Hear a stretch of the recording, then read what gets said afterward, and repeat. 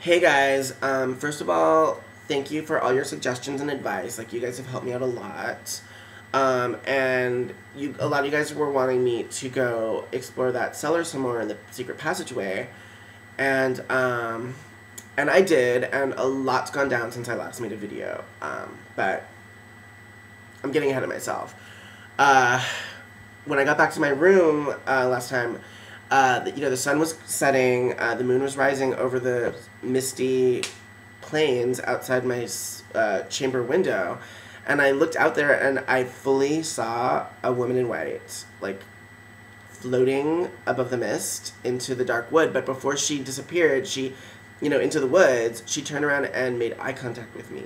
She, like, completely made eye contact with me, and I was, like, terrified. I, like, jumped under my four-poster bed, like, shivering. It took me a moment to recover. Well, at this point, it's getting really dark, and I don't know if I'm any safer in my chamber than I would be anywhere else, so I figure I might as well explore. I mean, maybe that's faulty logic, but I went with it. I cracked open my chamber door, and someone had left a lit candelabra in the dark hallway. They just left it on this little end table thing. I mean, I'm assuming Jimmy or Mauricio left it. But I swiped that up and made my way back to the library, passing through the spooky hallway. And I don't know if it was a trick of the, like, candlelight, like, flickering, but it seemed like the men and women in the paintings lining the hallway, it seemed like their eyes followed me. It did seem that way. And, I mean, in this place, I wouldn't put it past them. So, I get to the library, and, the candelabra's casting all sorts of shadows everywhere. I can't tell if that shadows are moving, if it's just my frightened imagination, but I just stuck to the plan, and made my way down that secret passageway again. And on my way down, now this time I had, like, a light source, so I could see what I was doing, and I saw something glimmer in this, like, little alcove thingy, like, carved into the wall in the passageway, and I found this, women's cigarette case, and it had the monogrammed initials LBH, and I opened it up, and there was, like, these old cigarettes, like, they were, like, all, like, dry, just, like, the paper was yellowed and stuff, so I don't know how long they'd been there, but I took it, I put it in my pocket to, like, examine later, and I make my way down to that cellar, and now I can see, with the candlelight, like, there's, like, old furniture covered in sheets, there's, like, this, like, full-length mirror with, like, this, like, really pretty, like, ornate frame. It was, like, really pretty. And, I was taking it all in, and maybe that's why, at first, I didn't notice, this old, haggard woman standing in the shadows watching me. Well, she steps out, and, she's got this wild, crazy hair, and these tattered dress. I mean, those tatters would put Miss Havisham to shame, frankly. So she, like, holds up this gnarled finger, points it at me, and when she speaks, I can tell it's the same voice I heard before, and she says, "You shouldn't have come here. He never let me leave. Now you'll never leave as well." Okay, I was paralyzed. Terrified. My legs could not move on the floor. I somehow managed to get out, like, the questions, who are you? What's going on? Like, that's all that I could think of in the moment, and she just said, "Little Sylvie was a naughty girl." And then she let out just, like, this supernaturally terrifying cackle. Like, it, like, makes my blood run cold. Well, that was enough. I hightailed it out of there, and I decided in that moment, I was like, okay, I'm done with this place. Like, I will leave my luggage. Like, I had some, like, cute, like, country fashions I was gonna rock during this visit.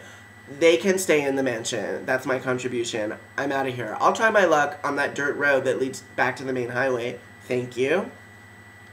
Well, I get to the foyer, and there's a dark figure blocking my path. And it's like, he's like in this big cloak, and he's got shimmering blonde hair. It shimmered in the candlelight, and kind of handsome, sort of middle-aged features. And there was a ruby clasp holding his cloak closed.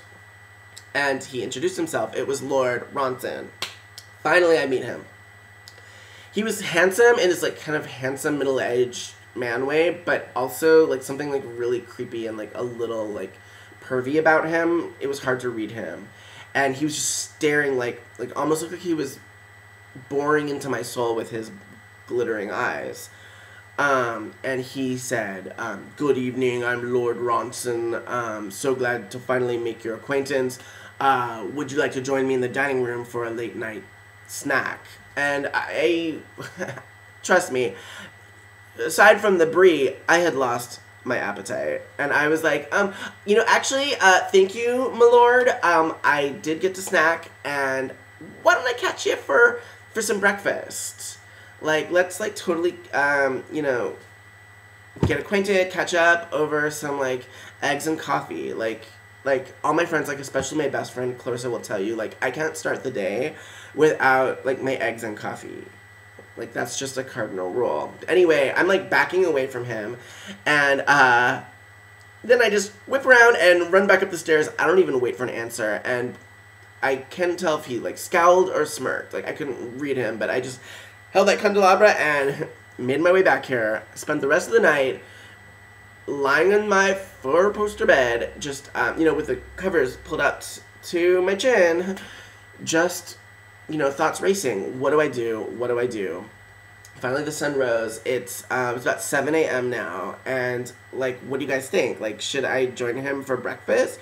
Should I just figure out a way to get to that front door and just, check them all later? I mean, at this point, I'm ready to even open the chamber window and just, like, jump. I mean, that'd be, like, really dumb, because, like, I could break both my legs, and then I'm really not going anywhere. A little side note, I was looking at the little, like, the girl in the locket, and she bears a vague resemblance, especially that Victorian dress she's wearing in the picture, to the old woman in rags in the cellar. The proverbial plot thickens. Okay, you guys, sound off in the comments. What do you think? What should I do next? I'm open to suggestions. I'm scareder than ever. Okay, later.